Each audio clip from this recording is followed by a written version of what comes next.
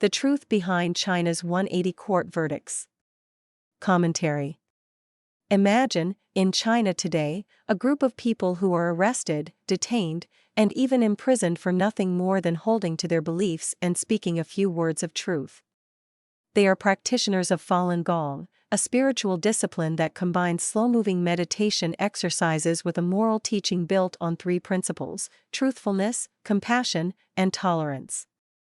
Introduced in China in 1992, it drew tens of millions of followers within a few years.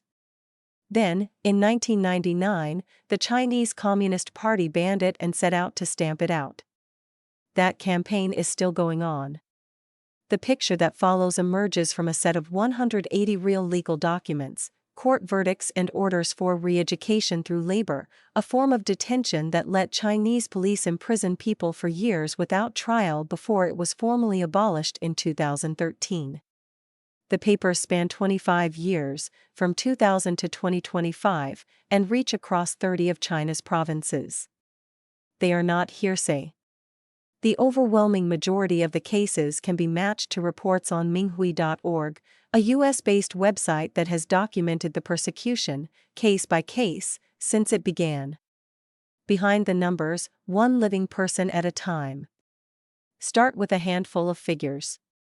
Drawing only on what has been made public through Minghui, one can see that in the 5 years from 2021 through 2025, the number of Falun Gong adherents sentenced by Chinese courts was, respectively, 1,184, 633, 1,188, 764, and 751, spread across every province in the country.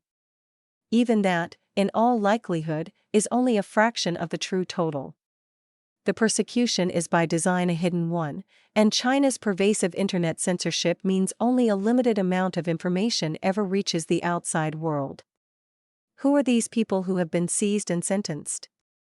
Among them are ordinary citizens, as well as government officials, university professors, senior engineers, auditors, doctors, television editors, retired military officers, bank presidents, police officers, and factory managers, professionals from nearly every walk of life. To grasp the scale, look back to before the ban.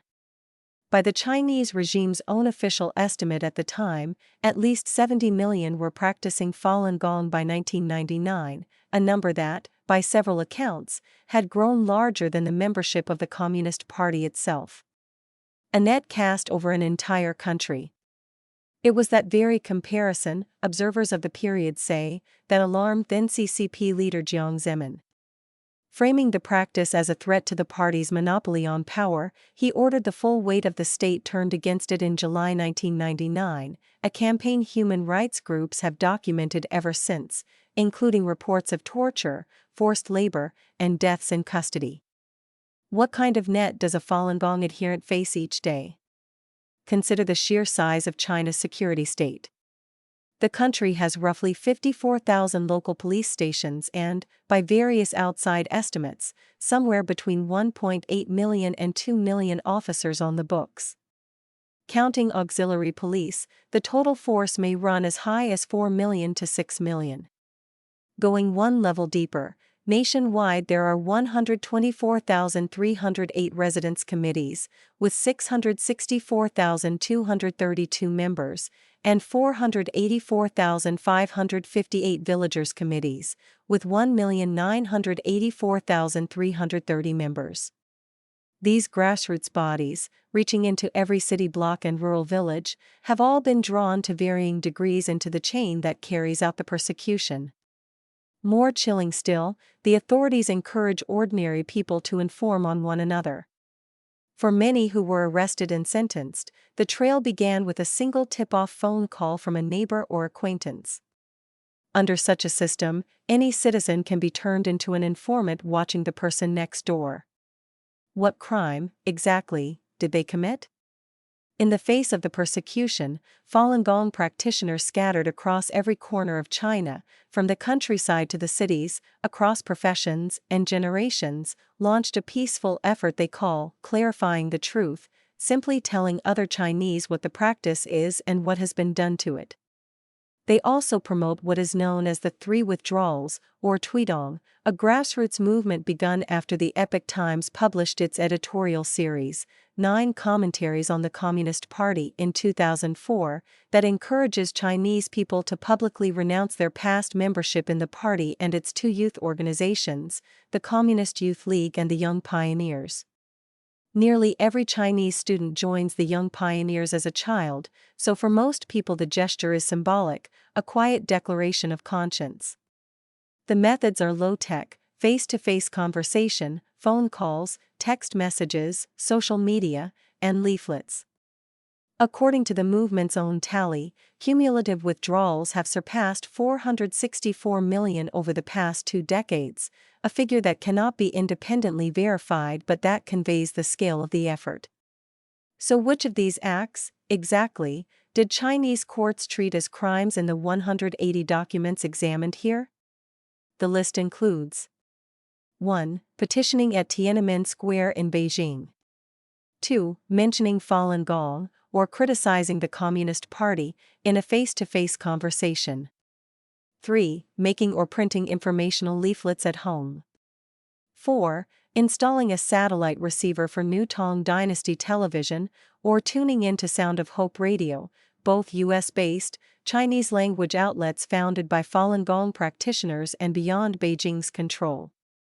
5. Taking part in a broadcast interception, most famously the March 2002 incident in Changchun, when practitioners overrode the city's state-run cable channels for about 50 minutes to air a program challenging the regime's account of Falun Gong.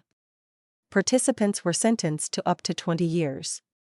The episode is the subject of the acclaimed animated documentary Eternal Spring. 6. Copying discs, including of Shenyun, the New York-based classical Chinese dance company that tours theaters across the United States each year. 7. Hanging banners or handing out protective amulets. 8. Loading materials such as the 9 commentaries onto a USB drive. 9. Spreading information by social media, text message, or phone. 10. Printing short truth-telling phrases on banknotes, a common workaround in a censored society, since cash circulates freely. 11. Providing photographs and articles to the Epoch Times. Beijing painter Xu Na, for one, was sentenced to 8 years for supplying street photographs to the Epoch Times during the early days of the COVID-19 pandemic. 12. Using tools to bypass China's Great Firewall to read Minghui, the Epoch Times, or New Tang Dynasty.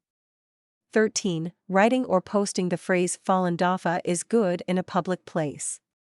14. Gathering in small numbers to read, talk, or share a meal.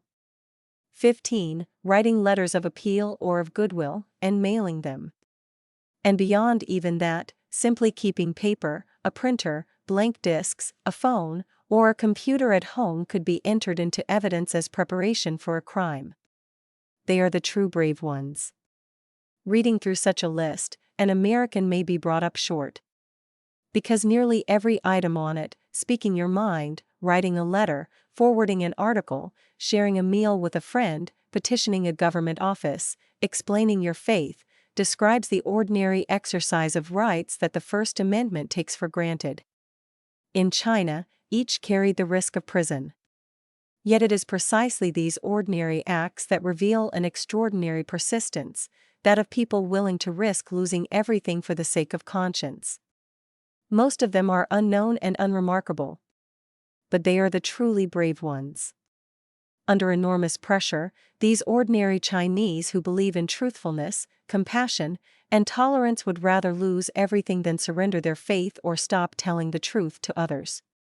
When this chapter of history has at last been closed, they argue, every Chinese who made that quiet break with the CCP will have reason to thank the Falun Gong practitioners who paid the price to make it possible.